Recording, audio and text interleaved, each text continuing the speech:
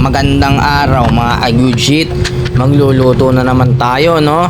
Ito ang aking lulutuin ngayon. Gisadong upo, di ba? Napakasarap, di ba? Gulay na gulay talaga. Ayan, nahiwa tayo ng bawang. Oh, bawang-bawang. Okay, isama na natin ang sibuyas, malamang.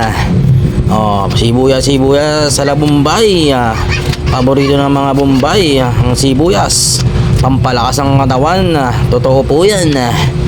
Di ba? Kailangan malakas tayo sa sibuyas at bawang, di ba?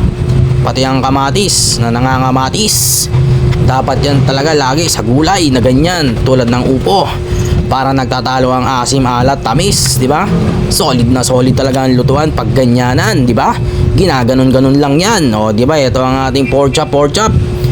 Ayan, napakadami ng ating pork chop. Okay, o tingnan mo, ganda ng hiwa, oh. Medyo lilitan ko na lang para medyo madami-dami. Diba? Kailangan medyo madami. Okay, kasi madami-dami tayong kakain. Okay, diba? Oh, ganyan lang maghiwa ng pork chop. Alright. Nagdadalawang isip pa ako dyan kung patadamihin ko eh. Okay. Oh, taba-taba. Ay, yan ang masarap dyan, taba-taba. Dahil sobrang lambot lang yan pag ginuya mo. Mga agudjit. So, ayan ang ating upo. Oh, meron pa tayo piniritong bagnet. Oh, ayan, pork chop. Okay. Eto na, lulutuin na natin yan.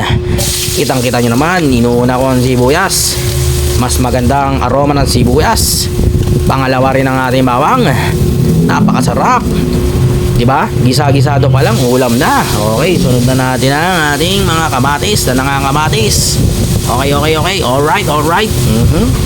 Caramelizing. Okay, ganyan lang yan. So, lagay na natin ang ating pork chop. Pinakamasarap, pork chop. Itotong ko ba yan? Diba? Swabing-swabe, baligtaran, diba? Pinakamagandang gawin, baligtaran talaga. Napakasarap niyan, para lutong-luto ko. Ang lambot. Isasangkot siya natin yan. Tingnan mo naman. Di ba? Napiprito, di ba? Mas lumalambot agad, di ba?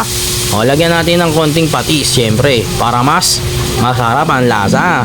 Buhay na buhay ang lasa pag nilagyan natin ng patis. Okay, di ba? Chef boy, boy shit.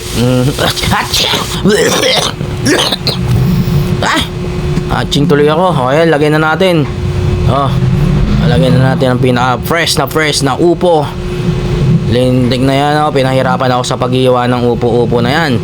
Pero tingnan nyo naman mga agudjit, kung gaano kasarap ang texture ng ating gisadong upo.